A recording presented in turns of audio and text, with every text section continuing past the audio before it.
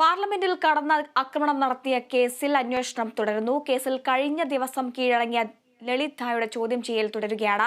അതിനിടെ പ്രതികളുമായി തെളിവെടുപ്പ് നടത്തിയേക്കും. അതേസമയം വിഷയത്തിൽ പ്രതിപക്ഷം പാർലമെന്റിൽ ഇന്നും പ്രതിഷേധം ഉയർത്തും. ലോക്സഭയിൽ അടിയന്തര പ്രമേയത്തിന് നോട്ടീസ് നൽകും. ഈ വാർത്തയുടെ കൂടുതൽ വിവരങ്ങളുമായി ആന്റണി ജിസ് ജോർജ് ചേരുന്നു. ആന്റണി, കഴിഞ്ഞ ദിവസം ഉണ്ടായ ഒരു അപ്രതീക്ഷിതമായിട്ടുള്ള ഒരു ആക്രമണം, അതിൽ ഇന്നലെ പാർലമെന്റ് സഭയിലും വലിയ രീതിയിലുള്ള പ്രക്ഷുബ്ധങ്ങൾ ഉണ്ടായിട്ടുണ്ട്. എന്തൊക്കെയാണ് ഇത് സംബന്ധിച്ചുള്ള കൂടുതൽ വിവരങ്ങൾ? ഹരിത, തീർച്ചയായിട്ടും ഇന്നലെയാണ് ഈ കേസിലെ ഒരു അവസാനത്തെ ഈ സൂത്രധാരൻ എന്നൊക്കെ പോലീസ് കരുതുന്ന ലളിത് ഝാ, പശ്ചിമ ബംഗാൾ സ്വദേശിയാണ്. ലളിത് ഝാ കീഴടങ്ങുന്നത്. ഇയാൾക്ക് വേണ്ടി തിരച്ചിൽ തുടരുന്നതിനിടയിലാണ് വൈകുന്നേരത്തോടു കൂടി ഇയാൾ എത്തി കീഴടങ്ങിയത്. ഏതായാലും ഇയാളെ വിശദമായി ചോദ്യം ചെയ്യുകയാണ്. ഇതിലൂടെ കൂടുതൽ വിവരങ്ങൾ പോലീസിന് ലഭ്യമാകുമെന്ന പ്രതീക്ഷയിലാണ് പോലീസ് ഉള്ളത് എന്നുള്ളതാണ്. ഏതായാലും ഇപ്പോൾ ഈ കേസിൽ 6 പേരും പിടിയിലായിട്ടുണ്ട്. അതിൽ 4 പേരെ ഇന്നലെ കോടതിയിൽ ഹാജരാക്കി കോടതി ഇവരെ പോലീസ് കസ്റ്റഡിയിൽ വിട്ടിരുന്നു. ഇവരെ അടുത്ത സ്ഥലങ്ങളിൽ ഈ ഗൂഢാലോചന നടന്നു എന്ന് കരുതുന്ന മേഖലകളിൽ അടക്കം കൊണ്ടുപോയി തെളിവെടുപ്പ് നടത്താനുള്ള ശ്രമം അല്ലെങ്കിൽ നീക്കം തുടങ്ങിയിട്ടുണ്ട്.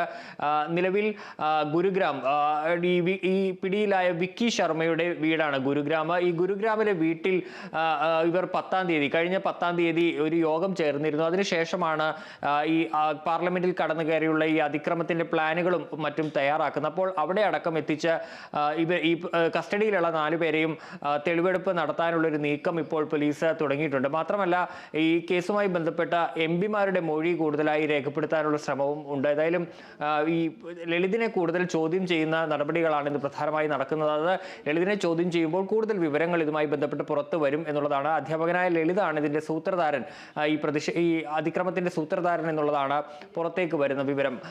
അതേസമയം പാർലമെന്റിലേക്ക് വന്നാൽ പാർലമെന്റും ഇന്ന് വീണ്ടും പ്രക്ഷുബ്ധമാകാനുള്ള സാധ്യത തന്നെയാണ് കാണുന്നത്. കാരണം കഴിഞ്ഞ ദിവസം ഈ സംഭവം ഉണ്ടായ ദിവസം മുതൽ തന്നെ പാർലമെന്റിൽ ഈ അമിത്ഷായുടെ പ്രസ്താവന വേണമെന്ന് പ്രതിപക്ഷം ആവശ്യപ്പെട്ടു. മാത്രമല്ല, സഭ നിർത്തിവെച്ച് ഈ വിഷയം ചർച്ച ചെയ്യണമെന്ന് ഇരു സഭകളിലും, ലോക്സഭയിലും അതുപോലെ തന്നെ രാജ്യസഭയിലും പ്രതിപക്ഷം ആവശ്യം ഉന്നയിക്കുന്നുണ്ട്. പക്ഷേ ഇന്നലെ നമ്മൾ കണ്ടതാണ്, ഇന്നലെ 11 മണിക്ക് സഭ ചേർന്ന ഘട്ടം മുതൽ തന്നെ വലിയ പ്രതിഷേധം അവിടെ ഉണ്ടായി. ഈ അമിത്ഷാ പ്രസ്താവന നടത്തണമെന്നുള്ള ആവശ്യവുമായി പ്രതിപക്ഷം രംഗത്തെത്തി.